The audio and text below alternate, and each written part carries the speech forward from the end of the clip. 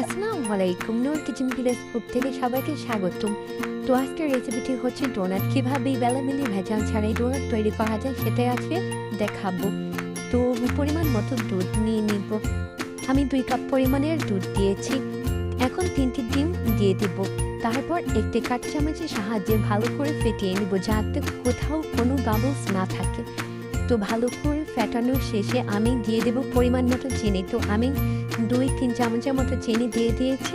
এখন আমি অ্যাড করবো ইস্ট। 1 চামচের মতো আমি ইস্ট দিয়ে দিয়েছি। ইস্ট দিয়েও খুব ভালো মতো ফেটিয়ে নিতে হবে, যাতে কোথাও কোনো বাবলসের মতো না থাকে। তারপর দিয়ে দেব 2 চামচের মতো তেল।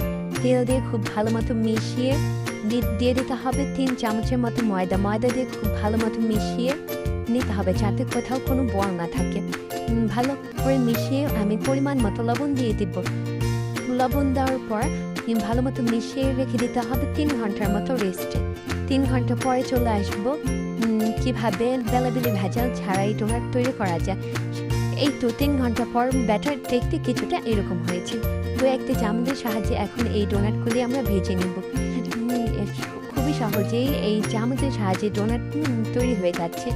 তেলে ভেজে নিলে কিন্তু ডোনাটগুলি সম্পূর্ণ তৈরি হয়ে যাবে। এভাবে আমরা কয়েকটা ডোনাট তৈরি করে নেব।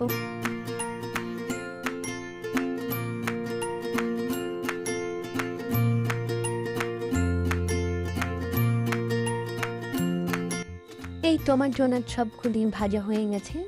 তো চামচের সাহায্যে এই ডোনাটগুলির ফাইনাল লুক। তো এটাকে এখন ডেকোরেশন করার পালা। ডেকোরেশন করতে লাগছে একটি চকলেট সিরাপ। তো সিরাপটি দিয়ে আমি এক এক করে সবগুলো ডোনাটটা সাজিয়ে নেব।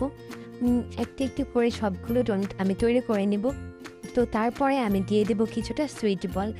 সুইট বল দিয়ে ডেকোরেশন করে নিলেই কিন্তু হয়ে যাবে আমাদের সুস্বাদু সেই ডোনাট। খুবই মজাদার এবং সুস্বাদু। খুব সহজেই বেলাবেলি ভেজাল ছাড়া এই ডোনাটটি তৈরি করে খেতে পারেন এভাবেই।